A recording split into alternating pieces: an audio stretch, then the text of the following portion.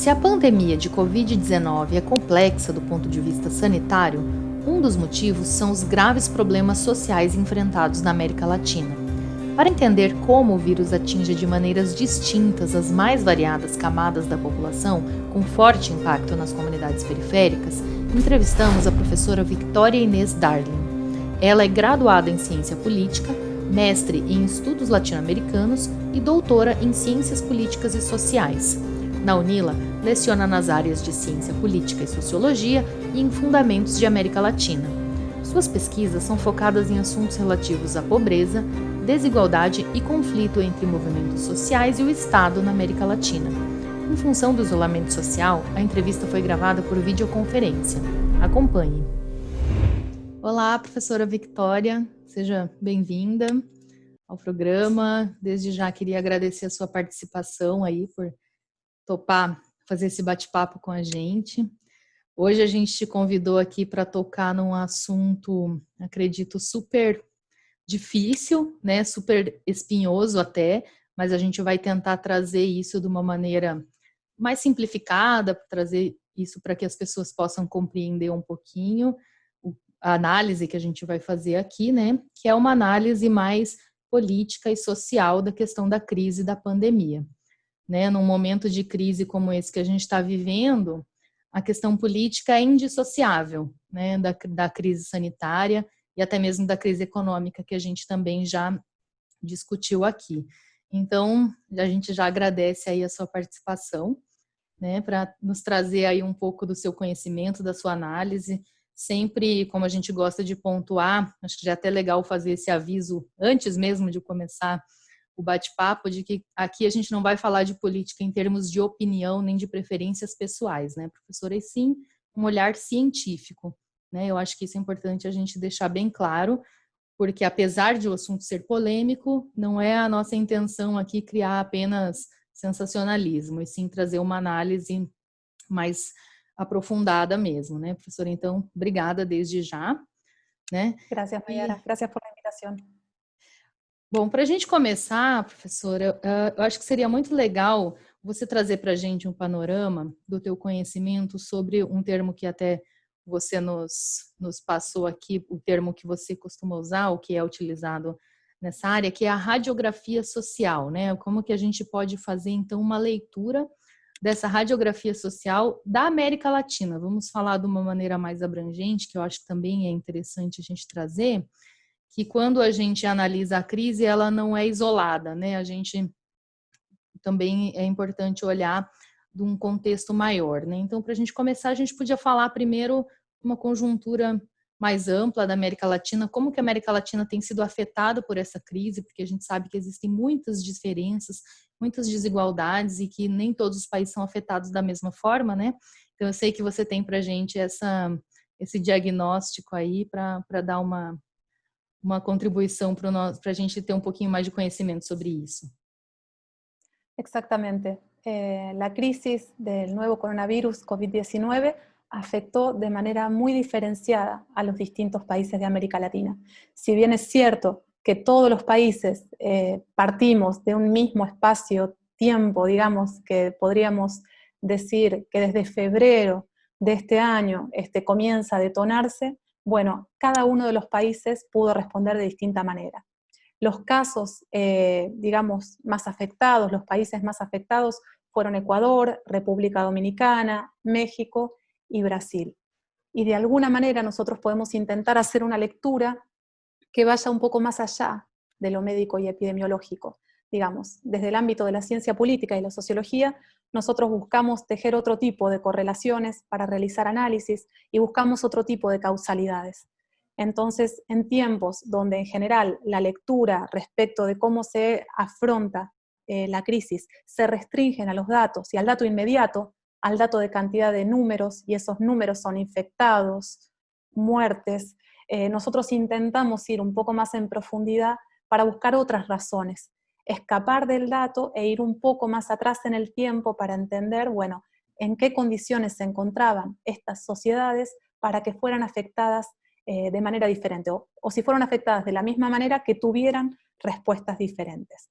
Entonces, frente a ello es que es posible hacer una radiografía de estos casos para pensar, si se quiere, algunos de manera comparada, cómo pudieron responder a esta crisis, a esta pandemia.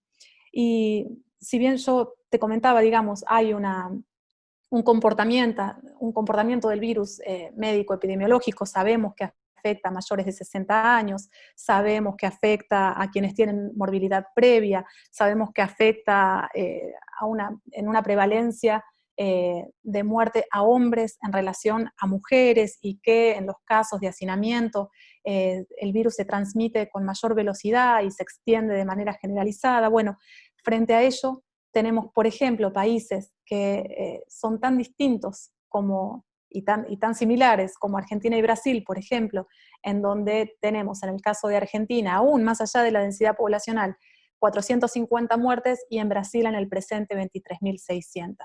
Entonces, ¿qué explica esta diferencia? Digamos, ¿de qué manera podemos responder a la pregunta de, bueno, ¿qué significa que esta cantidad de muertes, esta prevalencia tenga estas características, y en este caso otras? Bueno, no se pueden responder solamente en términos médicos epidemiológicos. Entonces tenemos que entender también cuál es o cuál viene siendo el comportamiento social del virus. Y ese comportamiento social habla también de diferentes estructuras sociales. En sociología nosotros entendemos las estructuras sociales como la segmentación analítica que se realiza de diferentes clases sociales, lo que hoy llamamos sectores sociales. Esos sectores sociales se definen por varias variables, si se quiere. Una de las más importantes es la ocupación, otra muy importante va a ser la escolaridad. Pero en relación a esa segmentación que es analítica, nosotros podemos ver los sectores más acomodados de la sociedad, los sectores de ocupaciones profesionales, aquellos que están en los mejores cargos, si se quiere, y hacer un análisis con otros segmentos de la sociedad para hacer un análisis del impacto. Y en ese sentido tenemos diferentes impactos del virus según las diferentes sociedades, las diferentes estructuras sociales.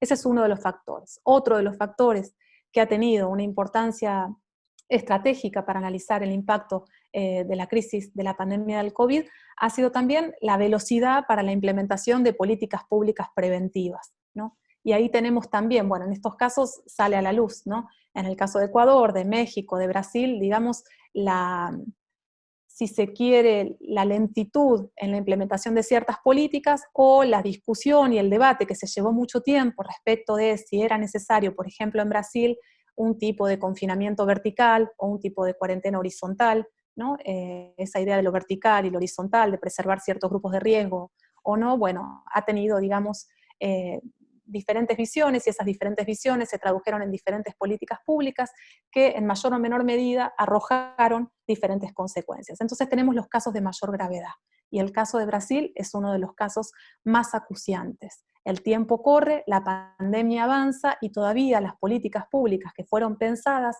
que no son solamente políticas públicas de prevención del contagio, sino que solamente es posible pensar la prevención del contagio con políticas compensatorias en términos de salario o de subsidios a la pobreza o de apoyo para la no reducción de la jornada laboral o para la no disminución de los salarios. Bueno, son todas políticas que complementan esta posibilidad de cuarentena o de aislarse, o aquello que llamamos, digamos, mecanismos conocidos de prevención de los contagios. Entonces podríamos decir que esas dos variables, las características de la estructura social, digamos, cómo están conformadas las estructuras sociales en nuestros países, y el tipo de políticas públicas y la velocidad con la que fueron implementadas, aún con la profundidad e intensidad con la que fueron implementadas, son las dos variables que están definiendo el mayor o menor impacto de la crisis en nuestros países.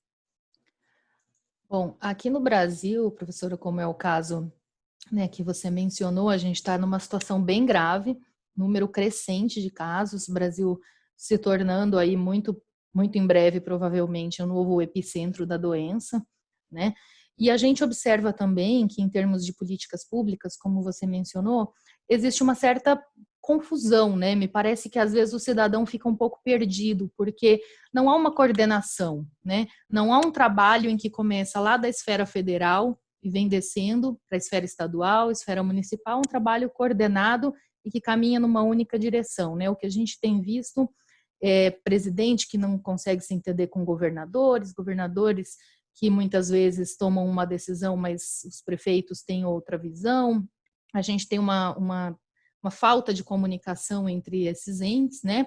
Ministério da Saúde, que dá um direcionamento, mas a presidência da República dá outra, enfim. A gente não precisa aprofundar muito, porque as pessoas estão bem cientes, né, do fato, né? Eu não preciso elencar aqui os fatores.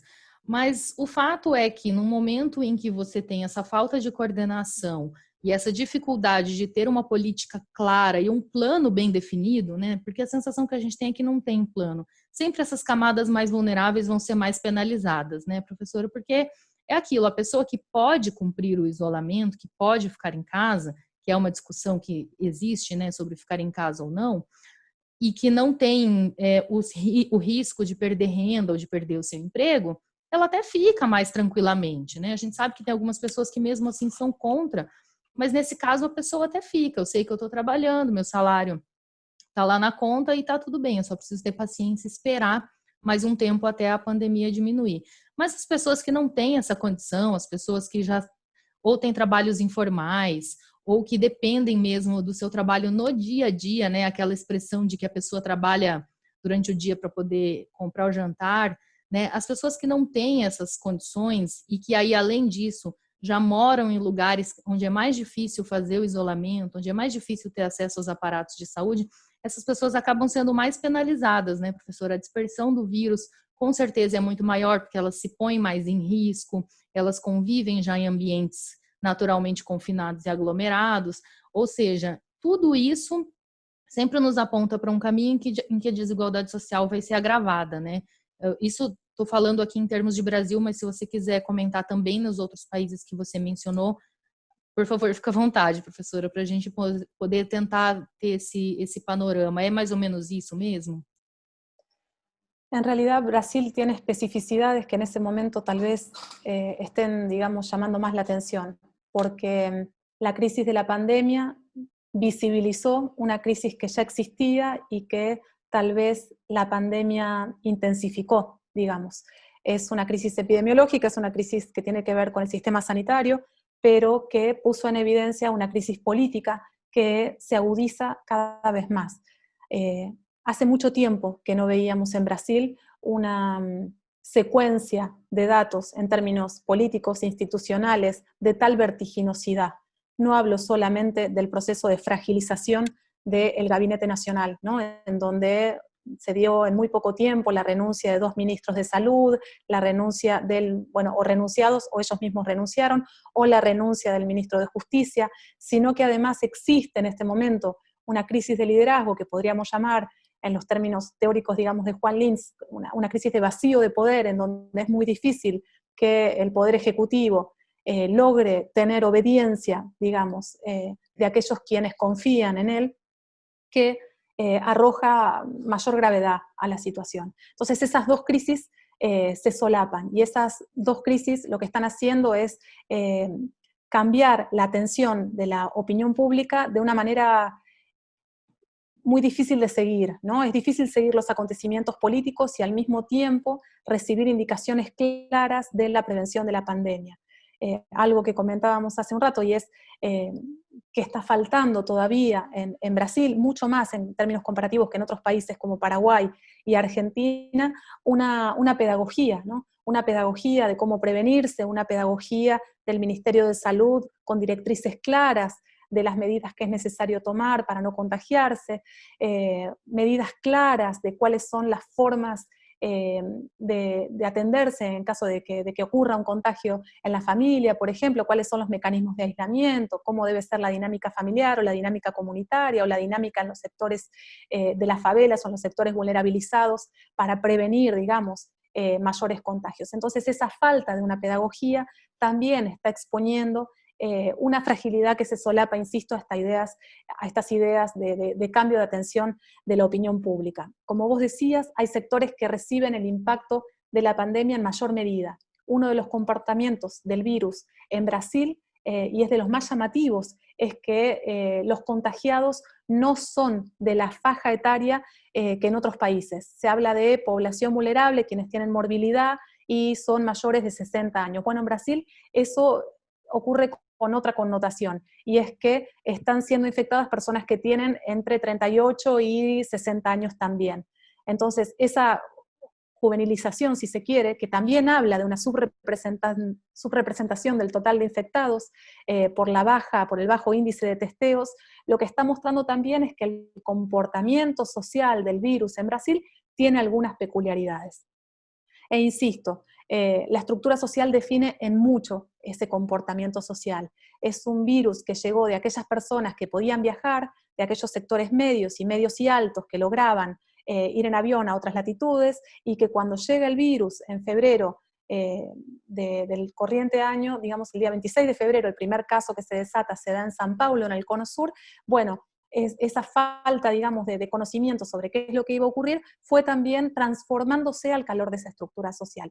Hoy lo que sabemos es que la mayor potencialidad de freno del virus está en los sectores medios y sobre todo profesionales, y con un trabajo fijo, que son los que se pueden quedar en casa y los que pueden mantener el aislamiento social, los que pueden sostener la cuarentena, y aquellos sectores vulnerabilizados son los sectores más pobres, los sectores que no pueden permanecer en casa porque tienen que salir a trabajar.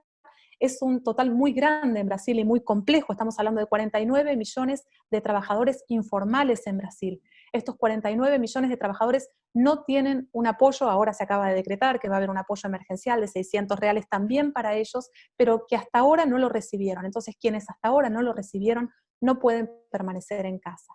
Y al mismo tiempo estamos viendo que en el estrato social, en el segmento social más vulnerable, estamos hablando de los pobres y los indigentes, lo que en Brasil se llama miseria en términos de ingreso, los que están en la clase D y E, bueno, son aquellos que no pueden no solamente aislarse, no solamente prevenir el contagio del virus, sino que además son los que tienen mayores contagios y los que mayor están expresando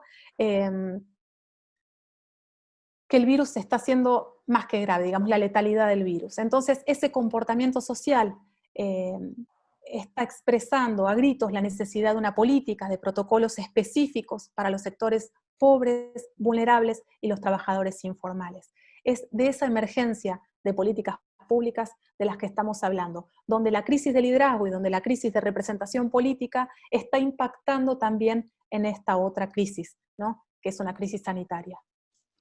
Até porque, né, professora, quando a gente fala dessa falta de pedagogia, que foi o que você mencionou, né, eu acho que é um termo muito legal mesmo, porque é uma situação nova, né? Até mesmo eu lembro que no começo falava assim, a importância de lavar as mãos, né? Então começa desde informações básicas mesmo, né? E quando você tem num país do tamanho do Brasil, com todas as diferenças que a gente tem entre todas as regiões, né? Essa falta de uma coordenação, essa falta de uma mensagem muito clara, de uma liderança que venha e diga, olha, vamos proceder assim, mas fiquem tranquilos porque temos este plano, né?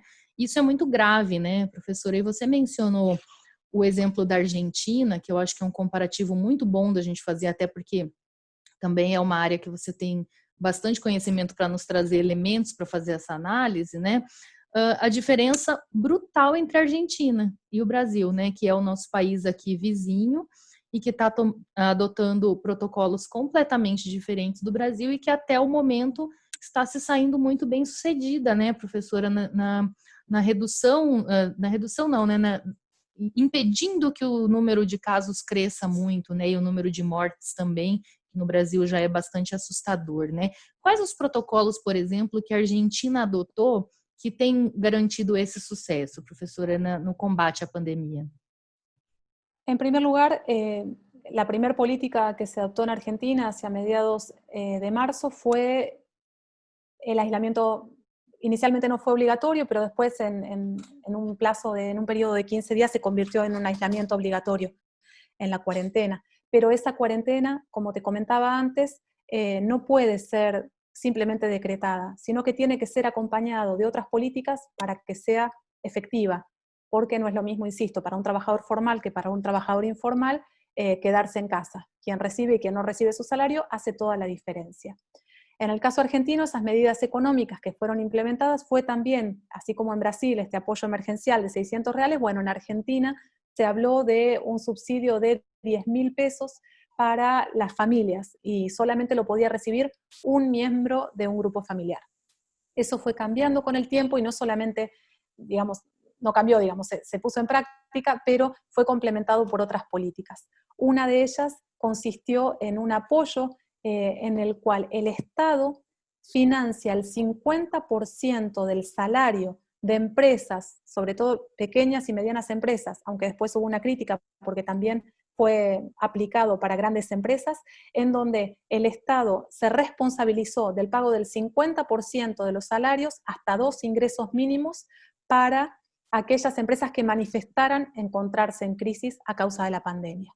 Entonces, esas políticas de apoyo salarial, de prohibición de despidos por un plazo de 180 días y además la política de subsidios para los sectores vulnerabilizados, bueno, generó una posibilidad de sostener la cuarentena que persiste hasta el día de hoy. La crítica que se hace en Argentina es que ya se llevan más de 65, 80 días, creo, de cuarentena. Ahora es una cuarentena obligatoria y eso está generando, digamos, dificultades económicas. Pero aún frente a esas dificultades económicas, lo que se sostiene desde el Poder Ejecutivo es que están siendo efectivas porque 450 casos sigue siendo un dato relativamente menor en comparación con otros casos de la región. En el caso de Brasil, en términos comparativos, existió una superposición de políticas públicas. Por un lado, existe desde el Poder Ejecutivo la negación de la pandemia desde el origen, digamos. No solamente la negación de que existe, sino la negación del impacto que está teniendo en el país. Eso no solamente son las respuestas del presidente, sino también son políticas que vinieron a contribuir, digamos, en que algunas indicaciones que fueron inicialmente emanadas por el entonces ministro Mandetta fueran rápidamente modificadas en su eje fundante.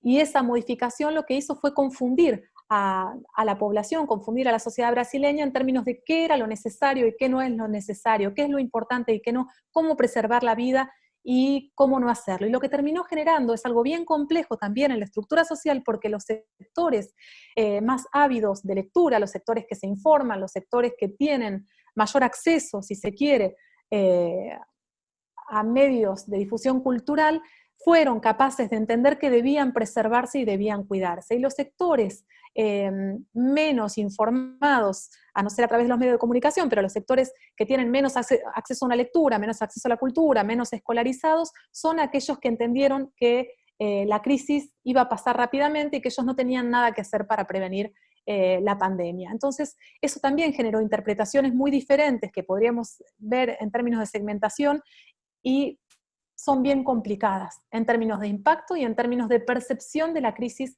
que se tiene en Brasil. Las políticas con las que fueron acompañadas, estas políticas del Ejecutivo de negación, pero después por parte de los estados, por parte de los gobernadores, de mantener un cierto nivel de aislamiento social, aunque no en todos casos obligatorio, porque depende de las prefecturas y o de las intendencias, fueron, por un lado, este apoyo emergencial de R$600 y por otro, una medida fuertemente discutida. Esa medida discutida se llamó el BEIN, que es, si no me mal no recuerdo, es el beneficio de preservación del empleo en periodos de emergencia, que fue una política pública orientada a los sectores que se vieron impactados por la crisis, en la cual se aprobó que disminuyeran los salarios en un 25%, en un 50% o en un 75% de los trabajadores que no se encontraban cumpliendo la jornada laboral. Entonces eso impactó fuertemente en la clase trabajadora. Esas son las diferencias, me parece, más sustanciales del impacto que están teniendo las políticas públicas en los dos países. Y eso evidenció también una respuesta diferente de las sociedades. Pero en los dos casos hay un factor común, y es que la mayor expansión de casos se viene dando en los sectores populares, en las villas, en los sectores marginales, no marginales porque se encuentran en los márgenes, sino porque fueron marginalizados. Entonces, en las favelas, en las villas, es donde hoy por hoy se requiere mayor presencia del Estado y donde todavía no se está logrando una mediación, un arraigo territorial de esas políticas que puedan prevenir el aumento de la pandemia, la expansión de la pandemia. Eso es lo más preocupante, digamos. Professora, e numa situação como essa, né, em que a gente tem tantas diferenças entre os dois países, não somente entre os dois, né, em que o Brasil está se destacando negativamente no combate à pandemia, isso impacta também em outros fatores, né? Porque isso não impacta só dentro do Brasil, isso vai impactar na relação do Brasil com outros países também, né? A gente tem visto, por exemplo, o Paraguai e a Argentina, até trazendo um pouco mais para próximo aqui da nossa realidade aqui na Tríplice Fronteira, né? Enxergando o Brasil como uma ameaça, né? A gente tem a situação das duas pontes fechadas, e esses países não têm a menor intenção de reabrir tão cedo, de permitir novamente esse fluxo que é tão característico nosso aqui da região, né? Ou seja, os outros países começam a enxergar o Brasil como um lugar perigoso dos seus cidadãos irem, né? Dos seus cidadãos frequentarem. A gente teve recentemente a proibição de entrada de pessoas vindas do Brasil nos Estados Unidos. E eu acredito que isso deverá acontecer em outros países também, isso deve ser uma tendência, né? Ou seja, a gente agrava ainda mais a crise sanitária, que a gente já sabe, mas também a crise econômica e social, que tanto se fala em vamos salvar a economia, vamos preservar empregos, mas com essa falta de liderança, com essa falta de coordenação de um projeto sólido, dessas políticas públicas coerentes, né, e efetivas, porque mesmo esses R$ 600 não chegaram para muita gente, algumas pessoas tiveram problema com CPF, outras não tinham nem como instalar um aplicativo porque não tem o celular, não tem internet. Ou seja, tudo isso coloca a gente numa situação ainda mais preocupante, né, professora? A tendência é que a gente demore mais ainda a conseguir sair dessas crises, né? Eu vou falar no plural porque são três, né? A sanitária, a social, né, política e a econômica, né? Sí, cada vez más los países sienten que tienen que estar al resguardo de sus propias fronteras. La mayor parte de los países cerró sus fronteras de alguna manera, no totalmente, pero sí parcialmente, y sobre todo en su vínculo con Brasil. Paraguay, nosotros sabemos muy bien, en el Puente de la Amistad tomó la decisión unilateral, digamos, de cerrar el puente, con lo que eso significó que los repatriados paraguayos que estaban queriendo regresar a su país se vieran dificultados. Tuvimos el caso de hasta embarazadas durmiendo en el galpón de la aduana previo al cruce de la frontera del Puente de la Amistad, casos de niños, denuncias de condiciones infrahumanas porque no podían regresar a su país. Bueno, el gobierno municipal de Ciudad del Este tejió, digamos, una red y logró que se realizara el paso de cupos limitados diarios de personas que venían de Brasil a Paraguay. Claro que por el temor a la pandemia, ¿no? Y necesariamente por la urgencia de controlar aquellos que ingresaban al país. En Ciudad del Este se abrieron los llamados refugios. Nosotros tenemos estudiantes de la UNIL, estudiantes de Ciencia Política y Sociología, que estuvieron en esos refugios e infelizmente se infectaron de COVID-19.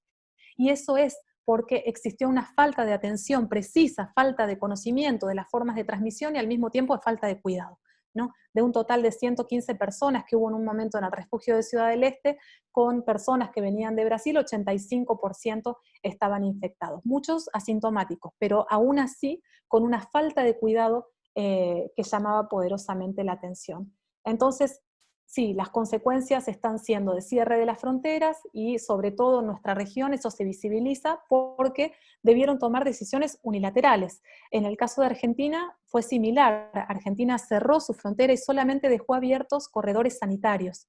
El único corredor sanitario que hoy está abierto con Brasil es el paso de Uruguayana, Paso de los Libres, en la provincia de Corrientes de Argentina. Se permite el paso de hasta 500 personas por día y se dice que en realidad no pasan sino hasta 150, pero es una repatriación para que aquellos argentinos y argentinas que están en Brasil y tienen temor a contagiarse, tienen temor a permanecer en Brasil por las consecuencias de la pandemia, puedan regresar al país.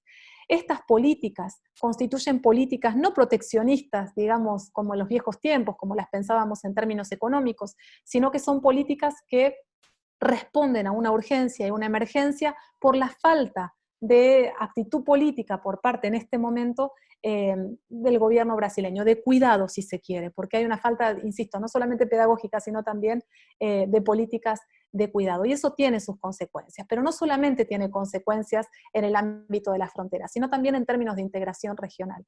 Acá se debatió con el profesor Luciano Bexel Severo algunas ideas respecto de la necesidad de que la salida de esta crisis fuera por más y mejor integración. Bueno, eso es lo que deseamos, lo que promovemos y lo que en UNILA estamos dispuestos a construir y lo hacemos con cuerpo, alma y corazón, eso no hay duda. Pero es cierto también que recientemente, en la última de las negociaciones del Mercosur, Argentina se retiró de las negociaciones porque Brasil colocó como tema de diálogo la posibilidad de pensar en negociaciones bilaterales con terceros países. Esa liberación para tener negociaciones bilaterales con terceros países generó el encono de gobiernos como el de Argentina, que lo que dijo es, bueno, frente a la crisis de la pandemia no podemos estar en este momento discutiendo estas cuestiones. Entonces, las diferentes perspectivas están teniendo impacto también en el proceso formal de integración regional. Si eso afecta realmente, si nos preguntamos si eso amenaza el proceso de integración regional, pues la respuesta es no, porque los procesos de integración regional hoy por hoy en nuestros países no dependen de la voluntad política o del discurso y de una necesidad que responde solamente a cuestiones, si se quiere, ideológicas, sino que hay cuestiones estructurales, ¿no? Como sabemos, el 80% de las exportaciones de Argentina, por ejemplo, en el ámbito del Mercosur, las compra Brasil, entonces no existe la posibilidad de disolver el Mercosur, de romper las negociaciones, eso no está siendo puesto en cuestión. Digo porque en algunos debates a veces se presenta esta idea como horizonte de mediano plazo posible. Eso no solamente no va a ocurrir, sino que además existen otro tipo de intereses que tienen que ver con la confluencia y con la complementariedad de nuestras economías para negociar con terceros países de manera común, que siguen siendo la clave de la integración regional. Pero es un momento donde Brasil no está siendo bien visto por los países hermanos, no está siendo bien aceptado en términos de el tipo de políticas que promueve y la forma en que trata a los connacionales en el territorio brasileño. Entonces esto sí tiene consecuencias. La política externa de Brasil ha sido una política tradicionalmente ejemplar, ¿no? Y hoy por hoy está siendo puesta en cuestión de maneira lamentable. Professora, retomando esse ponto da integração, que você comentou que, do ponto de vista econômico, comercial, né, a integração vai continuar ocorrendo, porque nós já temos alguns tratados e alguns comércios aí bem estabelecidos, alguns fluxos comerciais bem estabelecidos, né, do ponto de vista comercial, então a gente não estaria tão preocupado assim, vamos dizer, né? Mas falando em integração, será que se a gente fosse pensar um pouquinho além disso, não seria interessante então que os governos, né, que os estados latino-americanos se ajudassem e talvez tentassem construir uma saída coletiva para essa crise? Será que seria possível a gente pensar em termos de continente e não apenas em termos de cada país, como a gente enfrentar essa pandemia?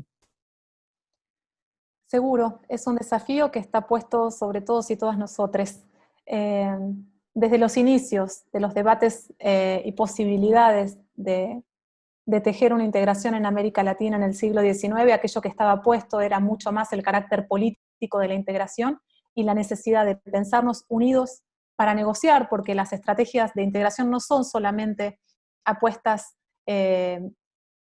ofensivas, sino también defensivas. Entonces, frente a ello, América Latina tiene como destino necesariamente para fortalecerse la integración regional. Y eso tiene que ver con valores y tiene que ver con una apuesta que no solamente parte de las dirigencias, sino que ha tenido en momentos específicos de nuestra historia, en algunos hitos, digamos, una impronta fuertemente popular, ¿no? Entonces, de alguna manera creo que lo que hay que rescatar de los procesos de integración es esa dimensión popular. Y para eso se requiere mayor participación, y para ello se requieren mayores mediaciones en procesos que son aparentemente institucionales y que necesitan el raigambre, digamos, en los sectores no institucionalizados. Entonces, nuestra universidad en ese sentido tiene un rol central, ¿no?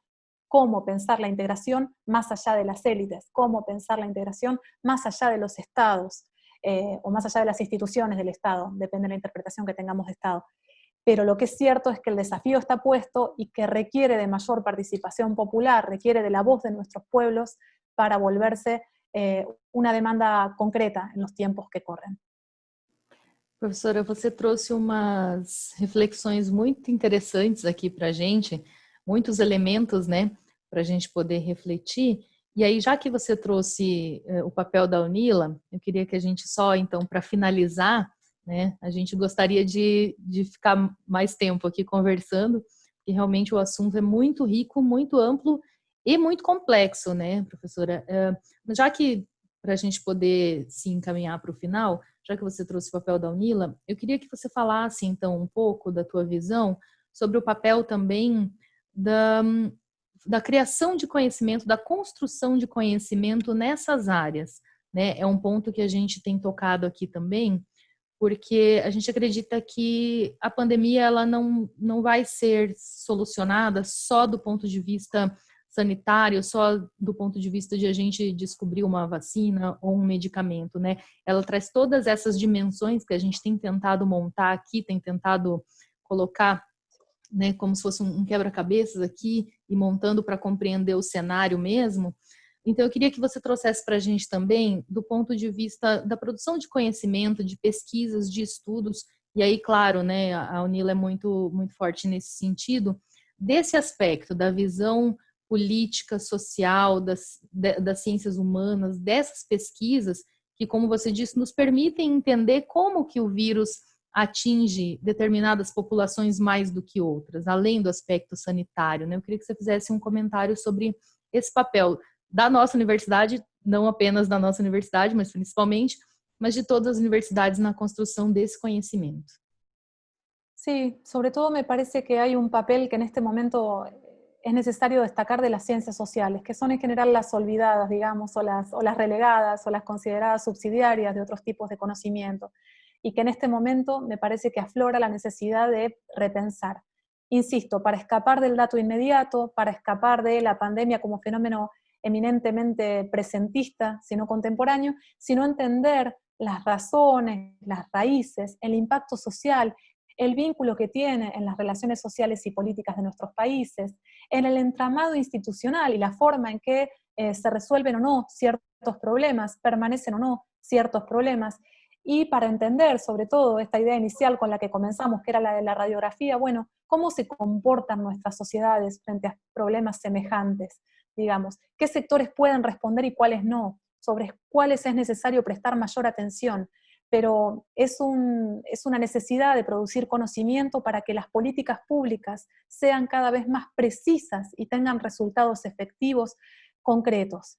Ese es el presente y lo que está demandando en el caso de Brasil, 23.600 muertes de hombres, mujeres, de historias, de amores de la vida de alguien, de personas importantes en la familia. Estamos hablando de vidas que es una enorme cantidad que no tiene precedentes en nuestra historia y que requieren de una atención que es desde todo punto de vista multidisciplinar. Los problemas son multidisciplinares.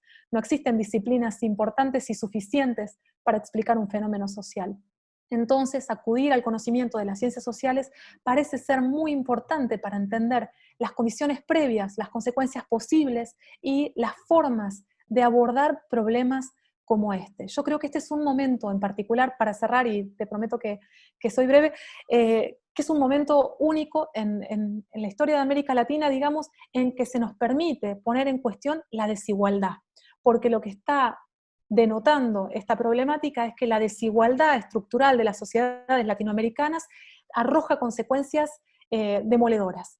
Entonces, frente a eso estamos en una oportunidad única de atacar de raíz la desigualdad, a través de mejores políticas de empleo, a través de mejores políticas de ingresos, a través de la política de ingreso ciudadano, que ya es ley en Brasil, a través de políticas de mayor participación estatal, si se quiere en empresas, si se quiere en ciertos procesos o cadenas productivas, y también pensar el rol del Estado en términos de afianzamiento y de extensión, de mejoría del sistema público de salud, pero también de educación, ¿no? Esta crisis está exponiendo que el Estado se vuelve necesario y más presente que nunca. Entonces, frente a eso, la posibilidad de combatir la desigualdad también es una oportunidad única y exclusiva de este presente.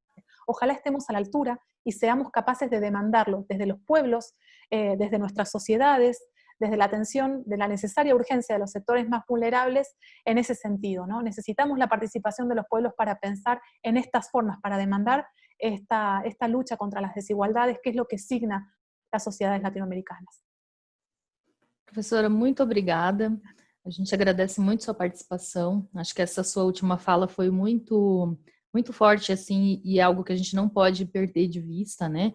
a gente não está falando só de números, a gente está falando de vidas, né, de pessoas com suas histórias enfim, e cada vida perdida, ela é irreparável, né? E eu acho que isso é o nosso papel aqui também, né? É lembrar isso, que quando a gente está falando de política ou quando a gente está falando de vacina, quando a gente está falando de medicamento, quando a gente está falando de economia, no fundo, a gente está falando de pessoas, né? E eu acho que isso é o que a gente não pode esquecer. Então, te agradeço muito pela sua participação e por essa sua fala, essa sua reflexão, que acho que agrega muito no debate. E é isso, vamos seguir tentando, no nosso caso aqui, tentando entender a crise e contribuir da maneira que a gente pode e torcer para que logo a pandemia passe, né, e a gente possa começar a reconstruir. Obrigada, Muchas professora. gracias. Gracias a vos, a ustedes. Muchas gracias, de corazón.